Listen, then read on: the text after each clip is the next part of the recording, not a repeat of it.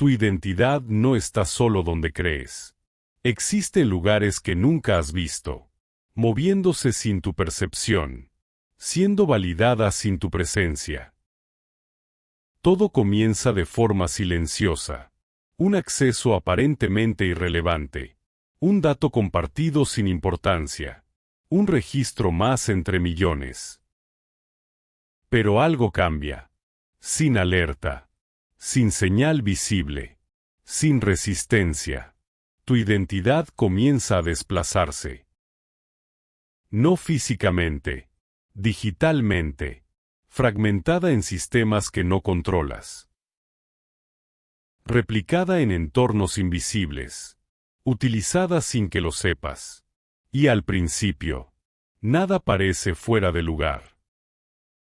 Todo sigue normal. Tu rutina continúa intacta. Tus accesos funcionan. Tus cuentas responden. Pero en paralelo, algo más ya está activo. Una versión tuya que no sabes que existe. Interactuando con sistemas. Tomando decisiones. Siendo aceptada. Sin cuestionamientos. Porque tiene todo lo necesario para ser tú. Tus datos. Tus patrones. Tu comportamiento. Y eso es suficiente. Más que suficiente. Porque los sistemas no ven personas. Ven consistencia. Y esa consistencia ya fue replicada. En algún lugar. En algún momento. Por alguien que entendió cómo funciona todo. Y usó eso contra ti.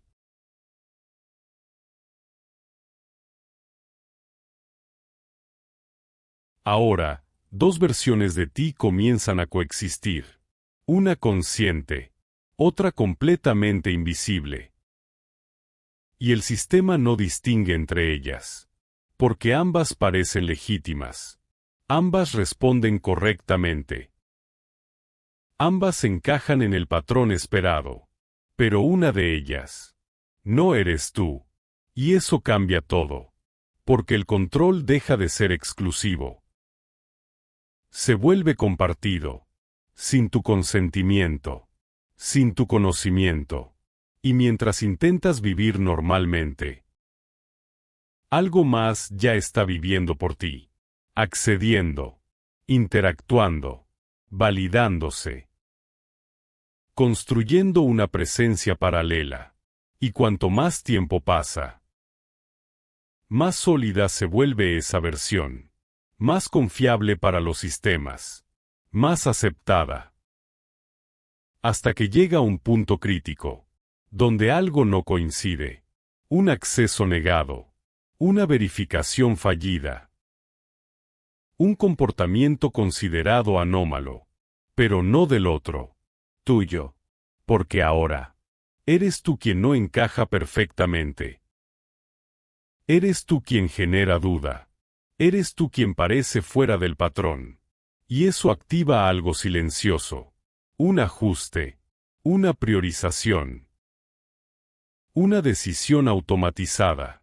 Que no ves. Que no entiendes. Pero que te afecta directamente.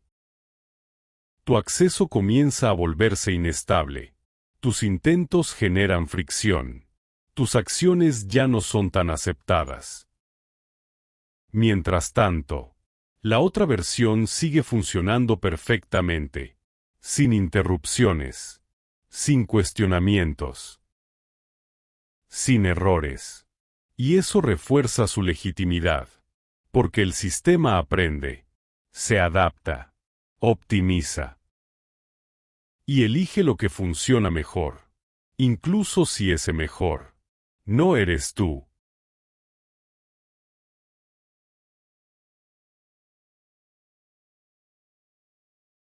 Ya existe más allá de ti. Y en este momento, entiendes algo fundamental. El control nunca fue absoluto.